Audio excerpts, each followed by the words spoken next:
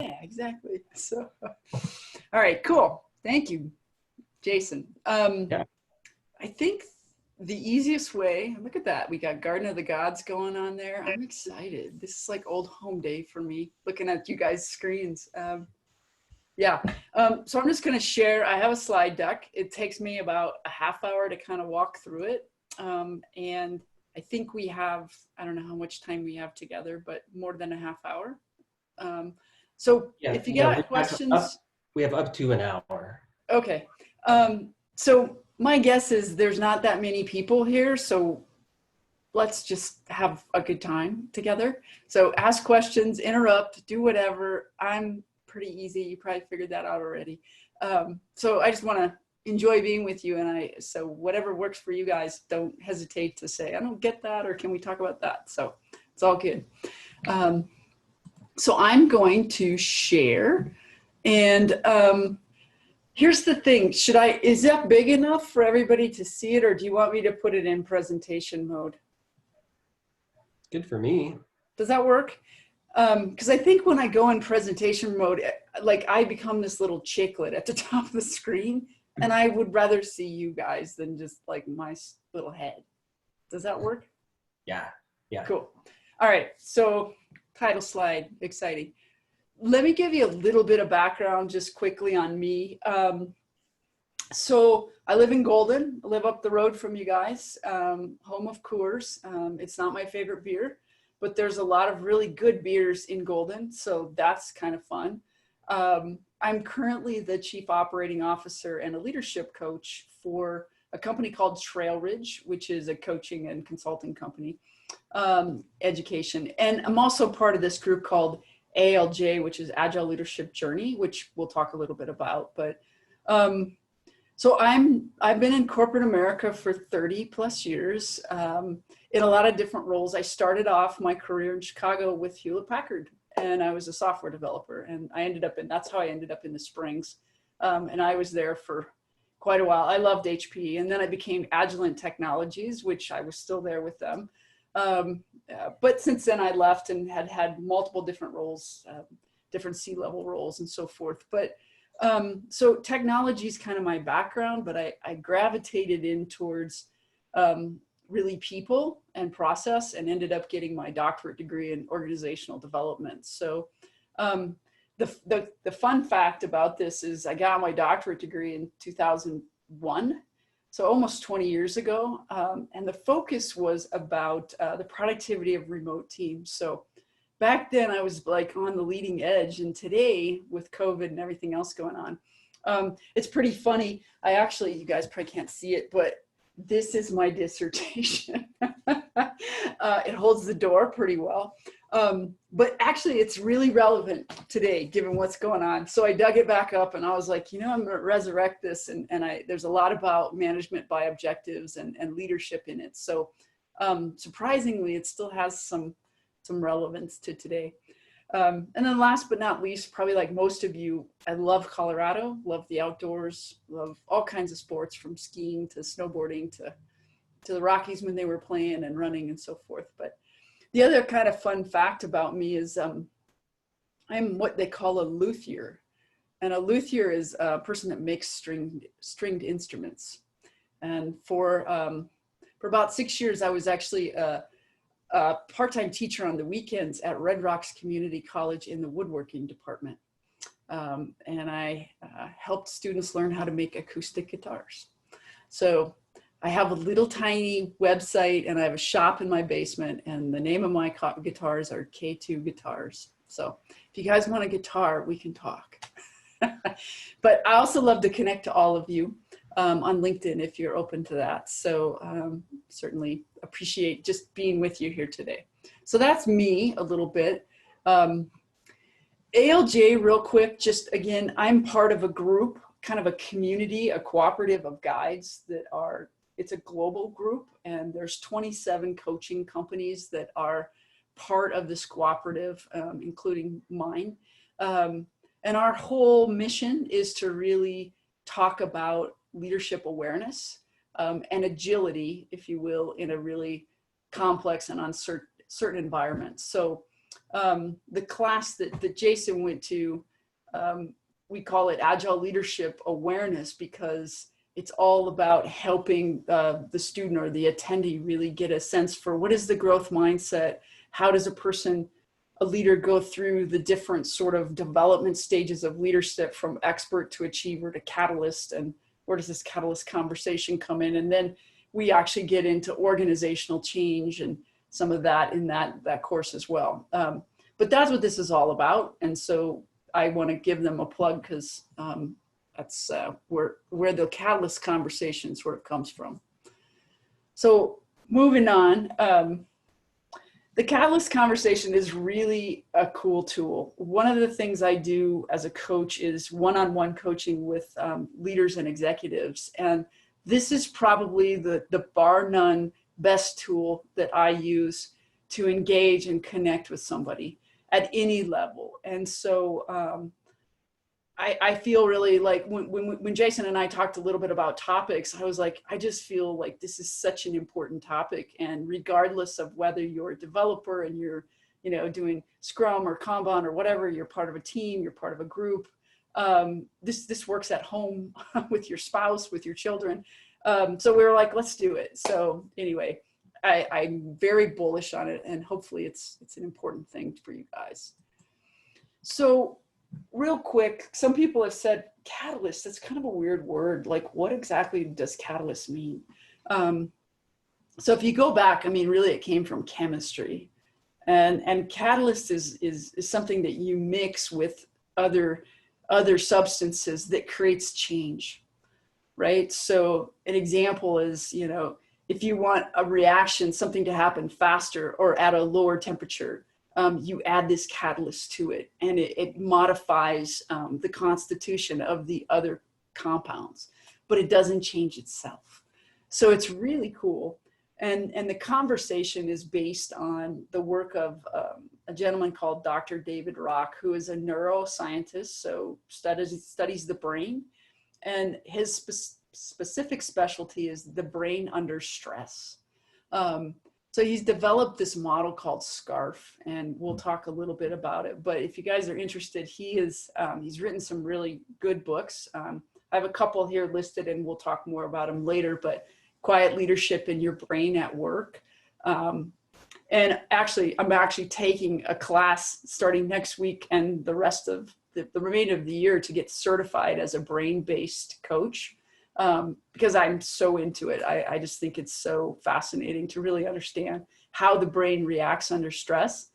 And in my case, how that can make me a better coach. So, all right, so what is SCARF? SCARF is an acronym for status, certainty, autonomy, relatedness, and fairness. And this in each one of us is such a key thing. You guys can all probably relate that if you go into a meeting and somebody starts challenging your status, your authority, your ability to make decisions, things can happen. Lots of things can happen. You can become assertive and defensive and reactive. You can become accommodative and shrink back. Everybody has a different way of reacting.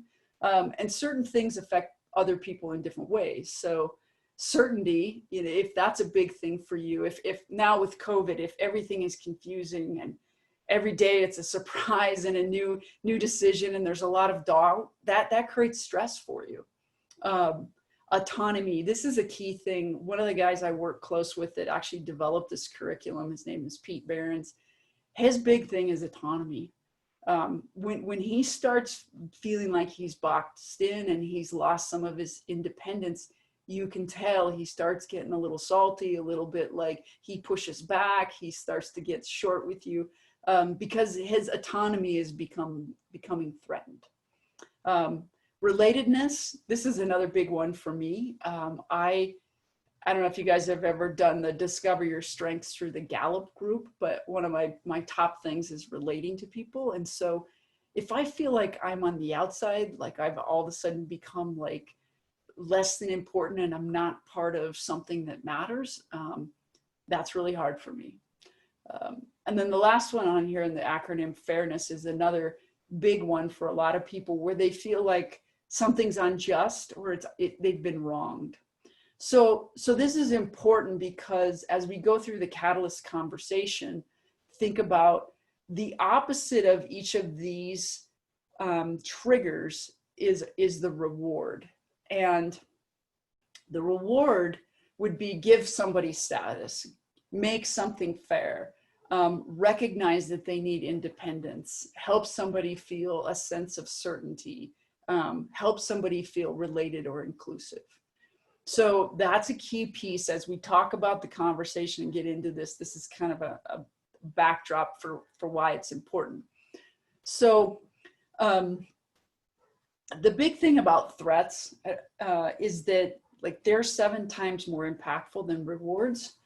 So think about it. If you guys have gone, if you have an evaluation with your boss or whoever, and it's all going along good, right? And then there's a section where maybe you're not as good as you were, you hoped. I don't know about you guys, but like immediately, like the rest of the conversation is like a lot of talking and I'm already triggered and I'm not really paying attention and I'm agitated and a bit upset because something happened to me. If I go back to this slide, something in that process of the evaluation got triggered. Something that I thought was maybe unfair, something where I was like, well, I was confused about what I was supposed to do. I don't know, I could be making up excuses, but I'm now threatened, right? So it's 7 times more impactful than all the good things maybe my boss said, right? It's like, Karen, you're good at this, you're good at that. We really like it when you do this. I'm like, great. And you could improve here and boom. I don't know about the rest of you, but like, that's pretty common, so that's related to SCARF, if you will. So the conversation that we're going to get into is going to help with all of this. It's going to help avoid those threats. It's going to help us create a sense of reward, engagement, and hopefully really improve the outcome. So back to the title of the conversation today is win-win.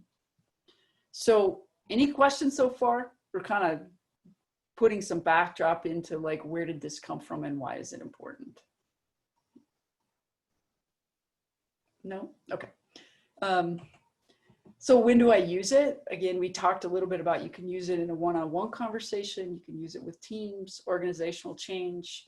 I would also say, we're focused on the workplace today, but this is really good if you spouses, children, it's really got some merit regardless of what the audience is on how to just relate to somebody. So, all right, so what is this? So we're going to walk through the steps, and there's 5 steps, and stay with me because they may seem simple, but you'd be surprised once you get into it. And once we start to model this, it's maybe a little bit harder than you think. Right, Jason? Okay, so the first step in the process, you are the person in the green and the other person is the person in the blue. So you are the catalyst.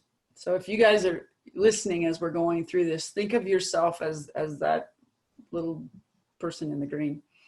And the first thing you're going to do is connect with the person and find out what is the thing we're talking about and set some context. So aligning objectives. And one of the key components about this part of the process is you want to get clear on what does the person really want to get out of this.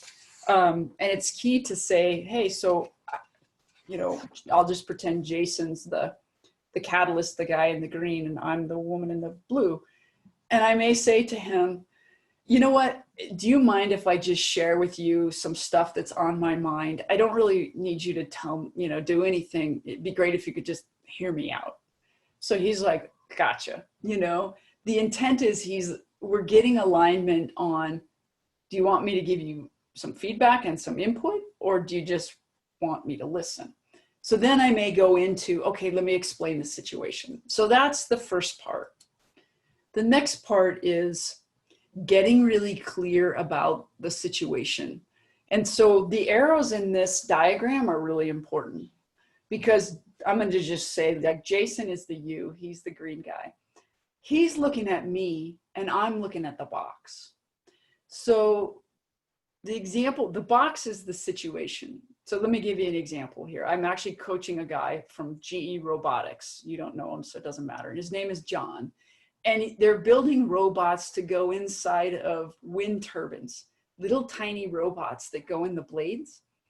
And he's super frustrated about the situation where his engineers are not engaged and they're not really following through and getting work done.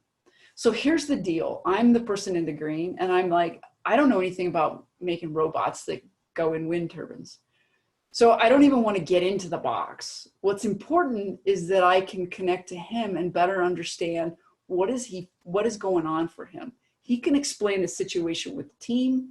He can talk a little bit about the box, but I'm not a robotics engineer, so it's not going to matter. So it's important that you watch the arrows, because one of the things as we get into kind of modeling this, one of the penalties, I'll give you guys, there's like a few things that you call the flag on when you get into a catalyst conversation, is that you immediately think you know how to solve the problem in the box. And you may be an expert at something. I may be an expert at whatever, software development, but I'm not at robotics. So that doesn't qualify me to be an expert at robotics, right? So it's like, it's easy for people to think, oh, I know how to be an expert in all areas, which is not true. So that's step 2. So we're getting clear on, you know, what is it that we're talking about? They're talking more about the situation. So number 3 is really clarifying. So we'll go back to the situation. And my thing with John, the robotics guy, is I'm qualified to say, here's what I heard. You're frustrated with your team. They seem like they're not, you know, showing up and getting work done. You know, what, am I getting that right? You know, and he may be like, no, you're not. Like, here's really what's happening. And it's like, okay, tell me more, which means it's possible I could jump back to step 2 and then come back to step 3. But notice how I'm not trying to solve the thing in the box. I'm really focused on, here's what I heard you say or feel, and being explicit about that.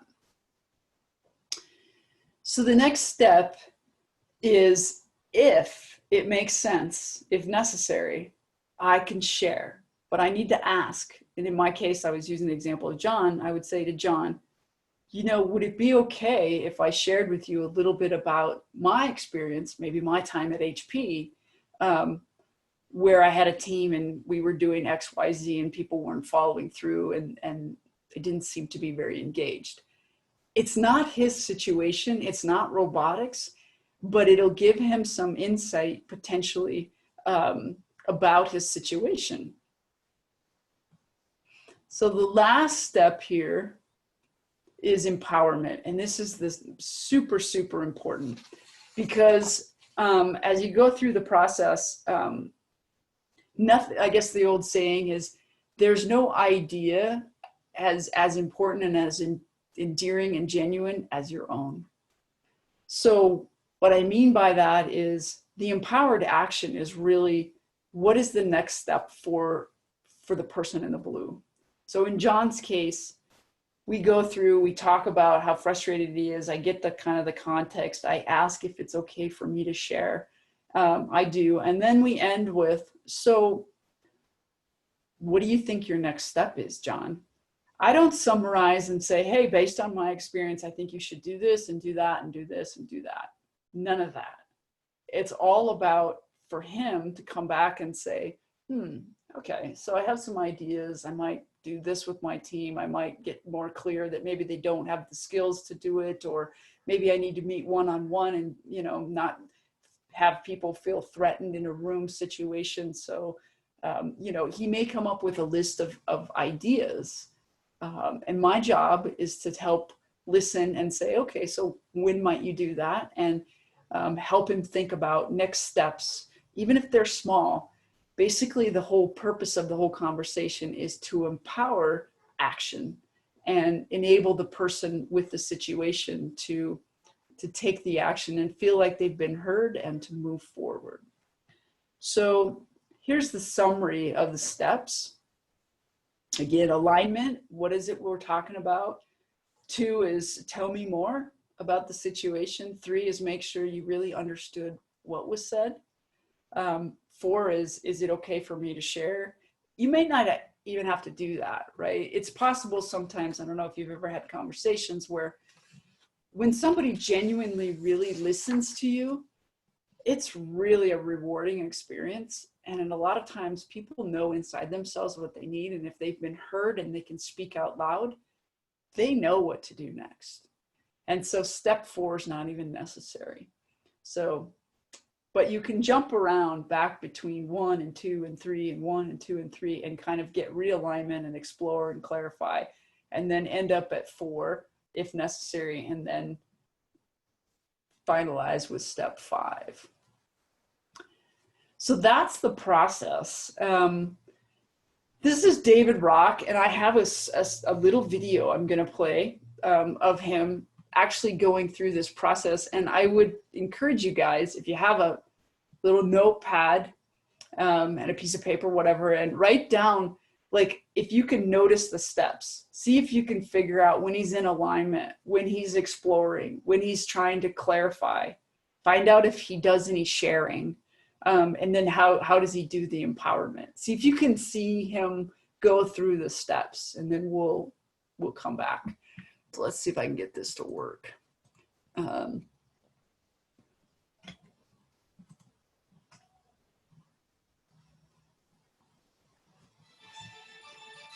Hang on one second. Sure you guys can hear it. We could hear it just fine. Oh, you could? Yeah. Okay. All right, cool. Let's do it this way.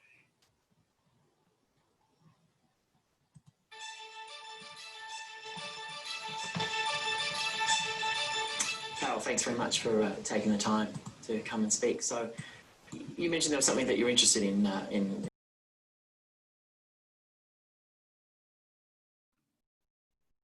We just lost the audio.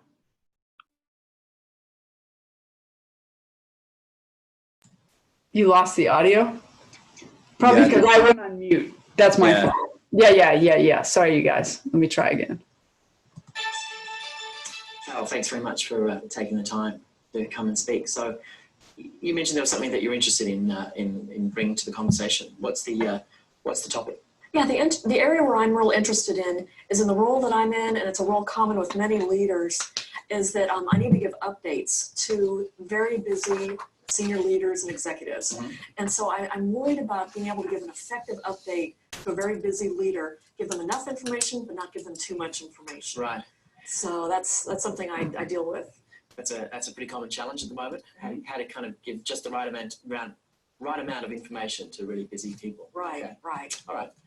Are you okay if I ask you a few questions about that and see if I can sort of help you think that through, in some way? Mm-hmm. I'm not a content expert in knowledge management, so I'm not going to tell you, all the perfect answers there. I'd just like to explore the topic with you and see if I can help you, think it through a bit. So. That'd be great. Okay. Let's talk for a few minutes and see what comes up.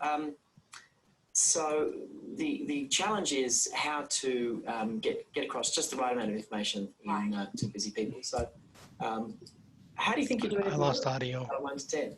Oh, I'd say, I've been doing it a lot of my career, so I'd give myself a 7 or an 8, but there's room for improvement. Okay, so you're doing pretty well. Okay. I would say, I know how to prepare for it, at a high level, but I think there's room for improvement. Room for improvement. Mm-hmm. Okay, good. Mm-hmm. And how important is it to you to close that gap and to really improve? I would say pretty important. Pretty important. It's something that I deal with on almost a daily basis. Okay. What number priority would this be for you? Like, is it in your top 3, top 5, top 10? I'd say top 5. Top 5. Okay. It's not like right there, but it's in the top 5 priorities. Right. Okay. Right. And how long have you been thinking about this issue? Well, I've especially been thinking about it over the last year and a half. I think I've dealt with it over the last 10 years, but especially the last year and a half. Last year and a half. Yes. Okay. And how often does it come up in your thoughts? Is it like every minute, every hour, day, week? I'd say every day. Every day. Okay. Well, okay. So you've been thinking about this for about the last year and a half, pretty much every day, about how to get just the right information across, just the right amount of information across to leaders. Right. And you think you're doing pretty well, but there's more to go. So, so which part of this would be the most worthwhile focusing on? Like, is it how can I best help you think this through? Well, I think about, the preparation, preparing to go into those kind of meetings and thinking through what I need to do to prepare, Right. and then how to execute those meetings effectively. So it would be worthwhile focusing on the preparation side. The preparation side, Okay. and then also maybe focusing on how to execute it during the meeting. Preparation and execution. Okay, So, got it. so all of it. All of it. All of it. Preparation, execution, and Okay. follow-up, basically, not much. That's it. Okay. Is there a part of those two areas that'd be more useful to focus on to start with? Probably the The preparation. preparation. Okay, and the execution we might get to, but let's talk about That'd preparation. be fine. So, do you know what you need to do in preparation differently? Are you clear about what to do, or are you still kind of trying to find ideas? Probably to find ideas, because I know what I'm currently doing, but I think I could be more effective. More So, effective. Okay. How much more effective do you think you need to be? Oh, about 20% more About effective. 20% more. We're back to that. Okay. Yeah. Okay. What do you think you could do to achieve that? Well, I think in the preparation process, maybe to, plan and maybe review my plans with a peer or another leader to get their Right. feedback, possibly before I go into a meeting, and practice what I have to accomplish, what information I need to share, maybe what questions I need to ask that executive. So what would it be like if you kind of prepared and then had a chance to show it to someone else? What would that be like? What would it be like? It would be kind of almost like I'd role play maybe with that person, to say, okay, here's a meeting I'm going into, here's what I need to accomplish. Yeah. Here's maybe a key question I need to do, and really think through that and maybe practice it with somebody. Yeah. Do you think that's going to help you? I think that would. It would. Have you had, like, is there energy around this idea? Is it something that you think you'll go and do? Yes, in fact, as I was just talking through it, I thought, wow, just even talking through it helped me Yeah. kind of organize my thoughts around what I would need to do. Excellent. Yeah, I can kind of see you going, yeah, that's going to be useful to do. I certainly know can I just share my experience on this? I know when I am deeply immersed in something that I do often as well, if I can do it and then take some space from it and come back with a fresh mind or show it to someone else, I often see things that I don't see the first time. Right. So it's kind of that time allows you, and the other perspective allows you. Okay, so what about execution? You've got an idea for preparation. What about Well, execution? for execution, I guess what I'm looking for is a way to get feedback during the meeting to make sure I am on the right track. Right. Because sometimes what I stumble on is when I see an executive that's busy, I tend to rush and hurry through it because I see that they're busy. I want to Right. make sure I'm giving them enough detail. So getting feedback as you Yes. go. Okay. Yeah. Like, are they getting the information they need? Do they need more of that type of thing? Okay. How do you think you might do that? Well, I think you just helped me think through a little bit, asking them those questions. Yeah. Are you getting the information you need? Is there more information you would need to make a decision? Yeah. Type of thing. So probably to ask more questions as I'm actually giving the update. Got it. So rather than kind of going in and blurting or actually stopping and giving a chance to check in and see how Yes. you're going. Okay. Do you think that's something you're going to go and do now? I think I will. You look pretty excited about Yeah, that. I am. Fantastic.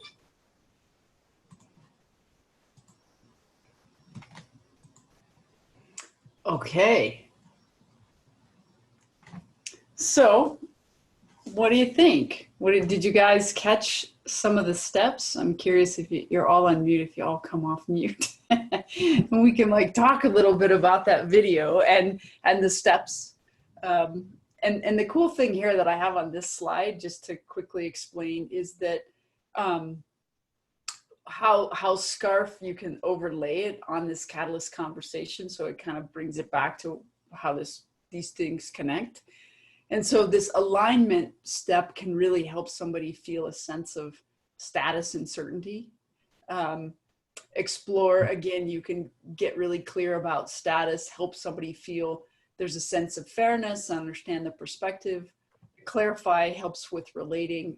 Share, again, is relatedness. And then you can end with, empowerment is really autonomy and, again, status. And status tends to be pretty high on the list for most people. They want to feel respected and heard and seen. So the steps actually give you the ability to really kind of settle down some of those triggers and allow people to kind of walk through things and feel like it's a two-way win-win conversation. So what do you think? Thoughts? Anybody have any thoughts on the video? Did you guys catch the alignment?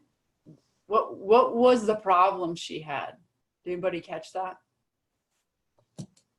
Yeah, she's worried about whether she's giving enough information to executives or too much information. She wants to find that perfect balance and deliver exactly what they need. Exactly. Yeah. So how did he go through that? Did you guys catch he got clear on like, okay, you've got this situation with the right amount of information. And then he asked her to kind of break it down. Did you catch what does she want to focus on? So she's got 3 things, right? She wants to figure out how to prepare, execute, and then follow up. But he didn't try to solve all of them at once. He started with prepare. I don't know if you guys have ever been in a situation too, where as humans, right, we sort of jump around. Like if you're upset about something and you start talking, it's like, well, then this happened. And then, this and blah, blah, blah. And it's like, if you're the catalyst and listening to that, I think it's okay, but it's interesting to say, okay, I hear you.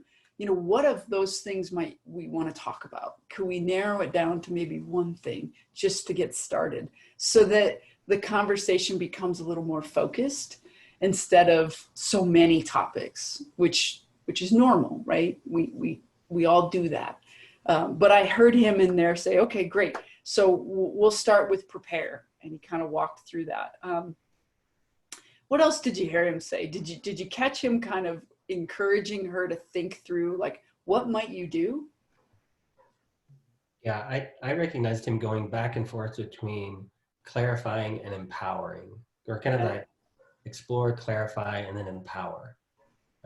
You bounced back and forth, like asking, so what do you think you should do in that situation? And she would say it. He was like, okay, so do you think you're going to do that? Yeah. It's like, I think that's a good idea. Yeah.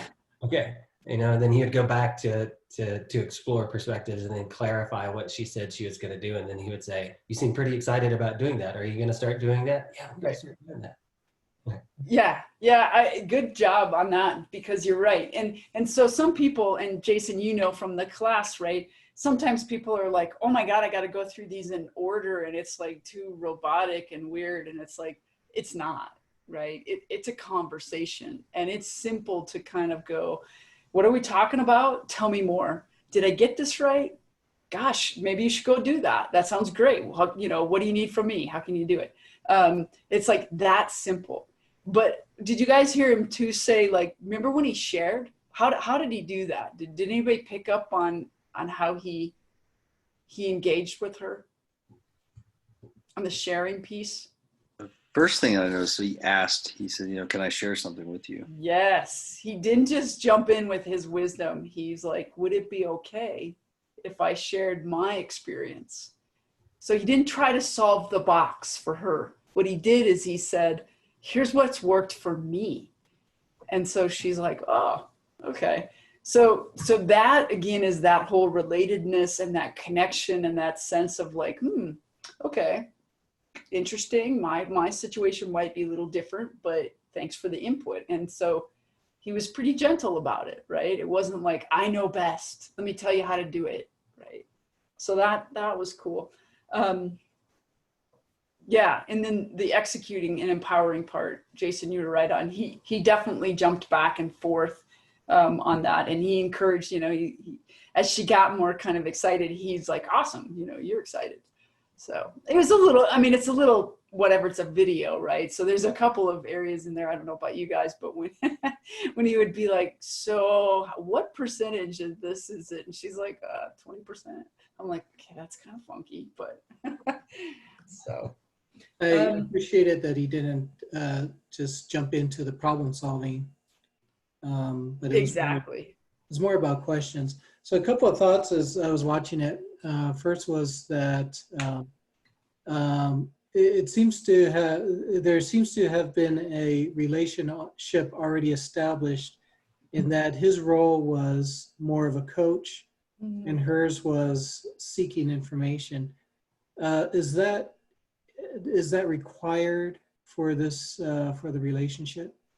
No, not at all. I think, if we, I think if somebody has a situation, you know, here today, like, I think we can do it. Any of you can do this. Like, you don't have to be a coach, you know, you don't have to be in a position of power. Again, I think this could be with your wife or your husband or your friend, you know. I think the magic of this, I mean, I use it all the time as a coach with executives, because we're also human, you know, we all have all these things, and it's such a key part of making a team feel validated. It's helping a team get work done. It's helping, you know, a company. So it fits right into companies and leadership, but it fits into families, it fits into relationships. So you don't have to have any sort of, you know, special innate coaching anything. Okay. The other, thanks for that. The other thought that I had was, this seems to work well in one-to-one conversation, one-on-one conversation, but I am trying to think of how this might work in a meeting without one person, the person who's questioning, the catalyst, without the catalyst dominating the whole meeting by barraging the person with questions. So do you have examples of? Yeah. So we've used these in team meetings where we actually post these 5 steps on the wall, and everybody has a role. So it's all, I mean, think about a meeting where you actually were aligned on objectives and everybody felt like, okay, we're on the same page. You know, what is it that we're going to maybe there's one person that has, let's pretend we're in a software development team and we've got a blocker, right? And so we're in a meeting and we're trying to figure out, like, what is the situation? So everybody can, the person with the blocker can be the blue person, and the other folks can be the catalyst, and everybody can contribute in one way by saying, you know, let's get aligned. Let's talk about, like, what the blocker is. Let's talk about what we've tried, what you've tried from a you know, their perspective, get clear on, like, what worked, what didn't work. And then there's potentially, like, hey, does it make sense for the team to share some other thoughts? Has other people had experiences with this type of thing? Somebody might say, you know, I did at a different company. Then you can go back to the person and say, okay, thoughts about next steps to, like, eliminate the blocker. So that's kind of how a team, right, can engage. Everybody can be part of it. And it's fine. Put it up on the board. It's not magic. It's not secret. It's all for all of us to be part of whatever it is that we want to do to work together, you know, whatever the topic or the title or the issue is. Does that make sense, Marcus? Does that help? Yeah, it does. Okay. I had a question on it. This is Allison. Yep. So this is an awesome framework, and it seems like it would work really well on one-on-one conversations with someone who's pretty knowledgeable on the topic, right? In this case, the gal had been thinking about it for, I think she said, a year every day. If I put this against kind of an older model, but Blanchard's situational leadership model, if folks are on that right side of the curve where they're new to the topic, right, they're coming to you as a leader with a question, it feels like this model this framework might not be the best way to approach them, because they're coming to you for an answer and you're trying to unlock the answer within them, and they may truly not have the answer, right? They're coming for a help me get to this solution. And I could see where if this is truly going to a newbie, that this sort of kind of coaching conversation could potentially be more frustrating to them than actually unlock something, because they are coming for direct support. So would you say that this is, I'm not sure if, you know, how many folks are familiar with Blanchard and that model, but would you say that this is for someone who has more depth on the knowledge, that you really are trying to encourage them to find some ownership and get to the answer? Or I guess, when would you use this, or is there a time and a place for it? Yeah, thanks for the question. Actually, I think it's great for that situation, and I don't think you need to be more senior. I think from my perspective, using this dialogue would be, like, in that scenario, let's just pretend, let's role play that, right? Somebody shows up, and I'll be the catalyst in this case. Someone shows up and says, you know, hey, I'm super stuck. Like, I don't know, I'm brand new to this job. I'm uncomfortable. I need your help, boss. Like, what am I supposed to do? And I'll say, well, tell me more. What's happening? Tell me more about the frustration or the confusion, or where do you feel uncomfortable or lost or not know how to do your job? And they'll be like, tell me that I don't know what it is, but whatever it is. And so I can clarify and say, I hear you. And I might say, how about if we break that down a little bit? Would it be okay for me to share? And they'd be like, of course, I need your help. I'm here for that reason. You're my boss, right? And I'd say, okay, great. So let's break it down into small chunks. Smaller the better. It's just like, small wins are the key, especially when you're in the learning phase, regardless of whether you're a person or a dog or whatever. The brain would say, as long as you make little progress and continue sort of this concept of Kaizen, you're going to stick with it. So one of the things as the manager I could do is say, well, here's what I would do. Here's my thoughts about breaking it up. And then I would turn it back to the person and say, do you think you can do that? Does that make sense? What do you think? And the person say, okay, I've got some ideas. Here's how I'm going to take that baby next step. So it's like, I don't think you have to have all the answers. It doesn't have to be a senior person. I think it's just contextual based on the problem that you're trying to solve. Cool. Thank you for that. That clarification helped me. Thank you. Cool. Any other thoughts or questions about kind of does anybody have a situation that we should do? Let me give you guys three little things, red flags through the process is stay out of the box if you can, try to focus on like what the person is feeling or thinking or needing. Now it depends, right? Like in the example we just gave, if it's a manager mentoring a brand new employee that has no idea, you might be able to say, here's some ideas about how I've approached this and baby steps that you can take to take empowered action to move forward to learn the job or the tasks. So the one thing is no more than 3 questions in a row. So otherwise it starts sounding like a job interview. So ask a question and then receive an answer and kind of, go back and forth. I think Jason brought it up where he's kind of jumping back and forth between things, but there's dialogue. It starts to feel awkward if it's like, so when did this happen? And what about that? And what about this? And what about that? And pretty soon the person's like, holy cow, I'm like feeling attacked. So try not to do, 3 in a row. And then the important thing is empower them. It's their ideas. Don't tell people what to do.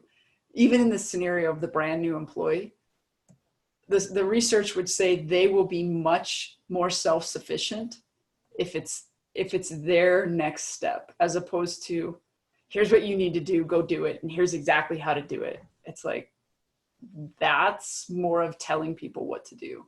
And in this day and age, most people are hired for a task and for their skills, and you want to honor that and make sure that you support that whole sort of status and certainty and relatedness components of the SCARF model. So. I have a quick question. Is there a component of this that sort of helps with like the follow-up conversation on like, hey, did you do what you said you were going to do, or how did it go, or like what do you want to do better next time, or some element of that, or is it kind of still focused on the next time they come to you asking for help, or next time you talk to them and about a problem? Or so if I'm following, like the catalyst can initiate the conversation too. You don't have to wait for somebody to knock on your door and say, hey, I have a situation. Mm-hmm. You can do it the other way, which is the same thing, right? Where you can say, show up and be like, hey, do you have a minute? Can we talk, about it? I've got this thing on my mind and I'm hoping to kind of share it with you. Would that be okay? Right? And then it's like, so you're getting into alignment, but you don't want to trigger people. I mean, there's nothing worse than you know, that age-old, like after a meeting when somebody goes, yeah, so, you know, Jason, you really jacked that up. Let's talk about it. It's like, he's already like, bing, you know, it's like, Yeah. well, I just scarfed him out. But if I actually stopped by his office and said, you know, I have some thoughts about that meeting and some things that I want to share with you, when would be a good time to do that? So that would be one way to have the dialogue. And then I could sit down with him. I just pick on him because I can. And it's like, I could sit down with him and say, hey, here's my perspective on what happened in that meeting. What are your thoughts? Let's get some context. You know, I want to go through it. You know, I'm just using this as an example, but it may be a situation where I really do want to tell him, like, I think there's an opportunity to improve. I think I meant more in like a step 6 of this, which is like, how did it go? Kind of like a mini retrospective or something like that. Is that something that is within the scope of a Catalyst conversation or not? So okay, I understand. So like in the video, right? Let's just say he wants to come back and find out, like, how did she do? That's what you're getting exactly. at? Yeah. Okay. I think it's the same. I still would walk through the same conversation. Okay. Step 6 could like start over again, which is align on objectives. And in this case, it's David Rock. It's Dr. Rock. That's like, he wants to I don't know what her name is, but Betty, you know, he wants to talk to Betty to find out how she did. And it's like, so that's his objective, right? He wants to explore and align and clarify and find out, right? Okay, thank you. Yeah, great question. Sorry, it took me a while to unpack it. I really botched it at the first time, so sorry. Yeah.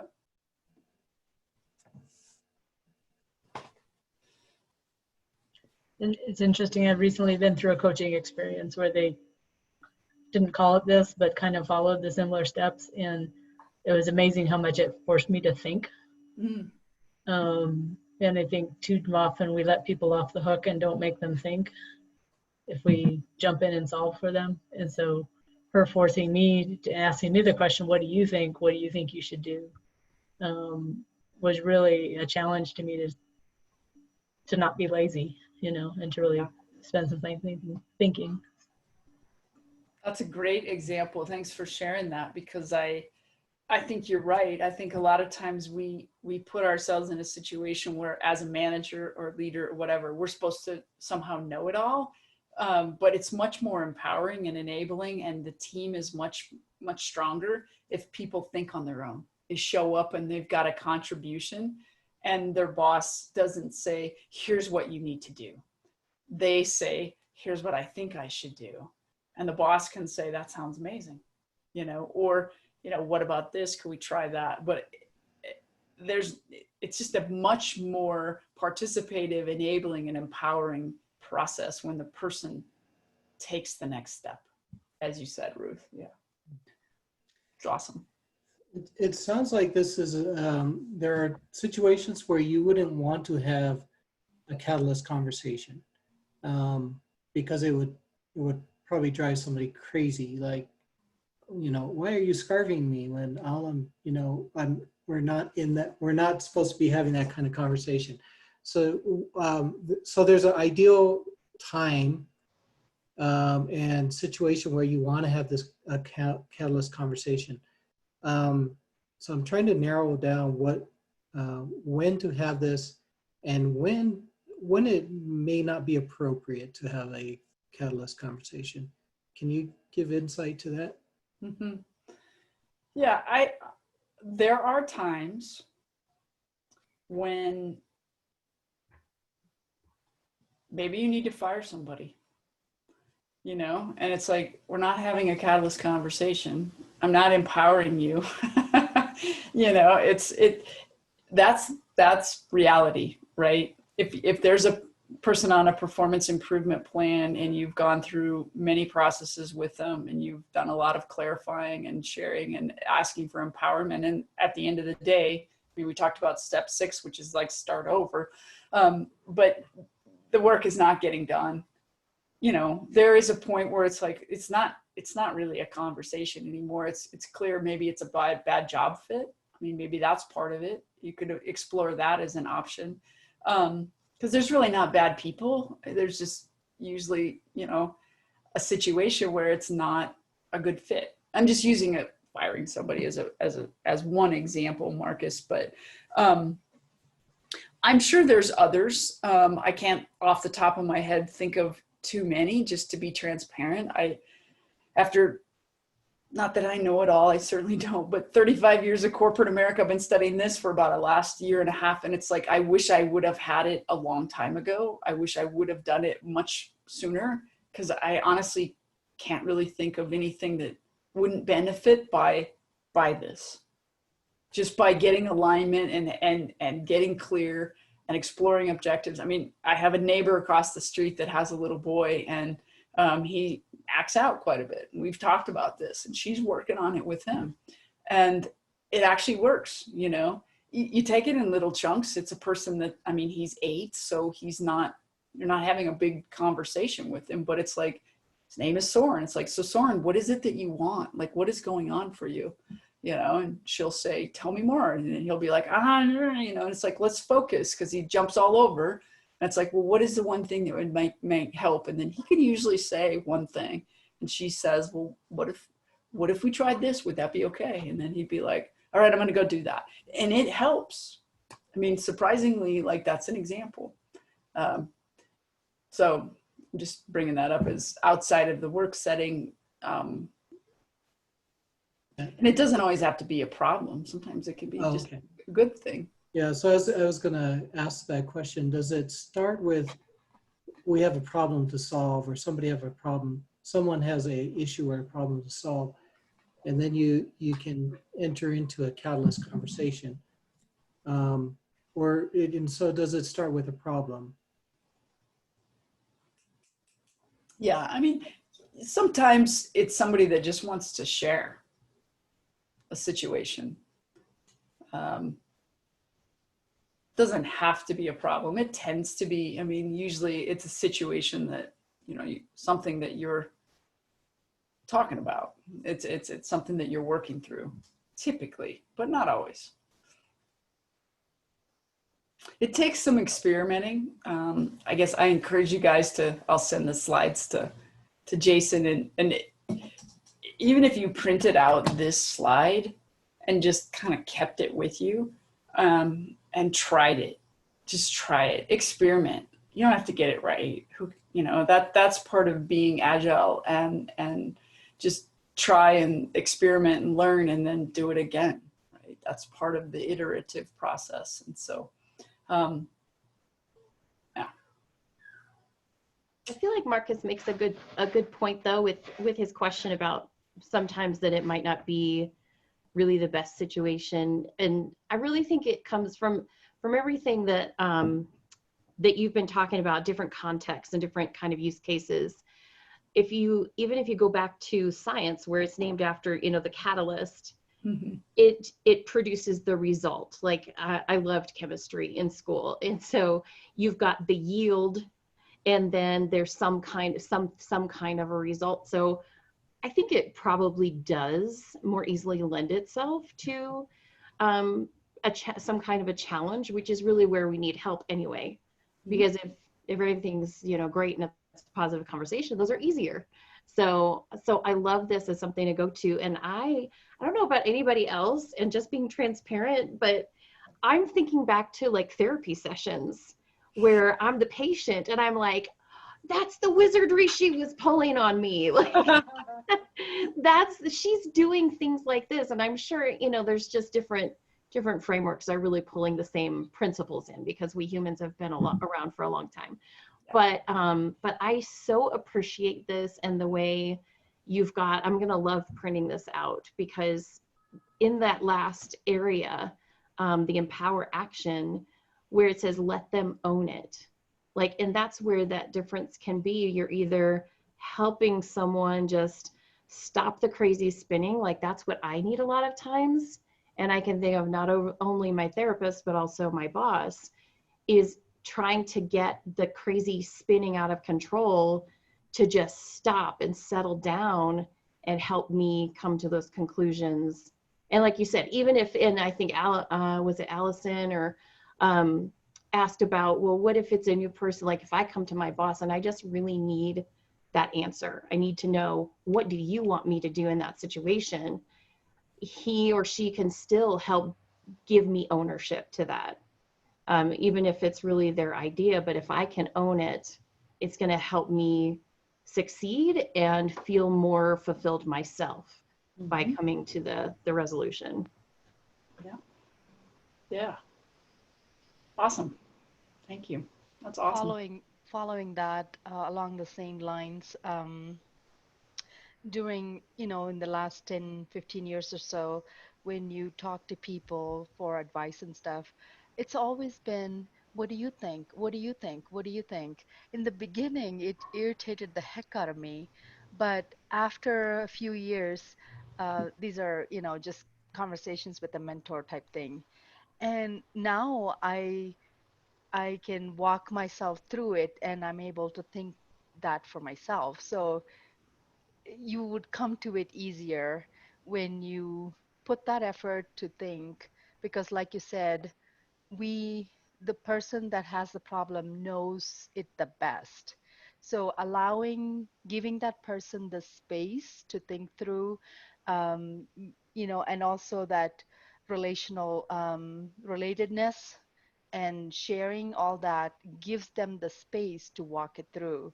And you're there as a guide to help them through. And, I definitely see the value in that finally. I never thought I would come to say that, but I do appreciate when people say, what do you think? Mm-hmm. Cool.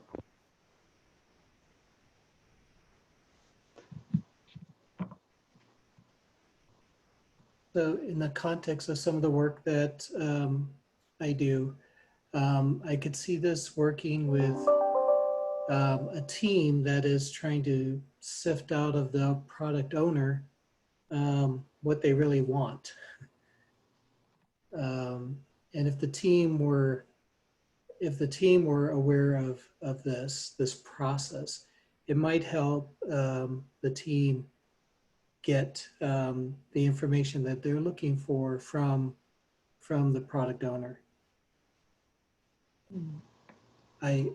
I'm wondering how that would look in a like sprint planning or PI planning in my world. Well, how would that look if it actually played out? If it played out well, but try it. Yeah. Experiment. Do it. Why not? Life's short. Give it a shot. The last one though, let them own it.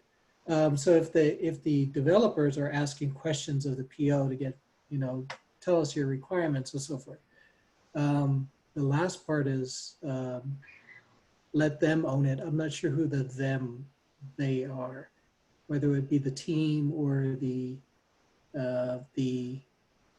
product owner. Any insights from anybody else there?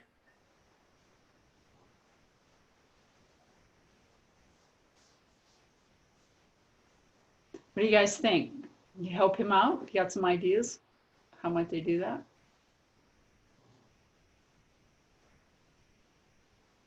I'm not sure. I'm thinking about it. I love the idea because I hadn't even thought of that scenario of applying this there, but it certainly is appropriate.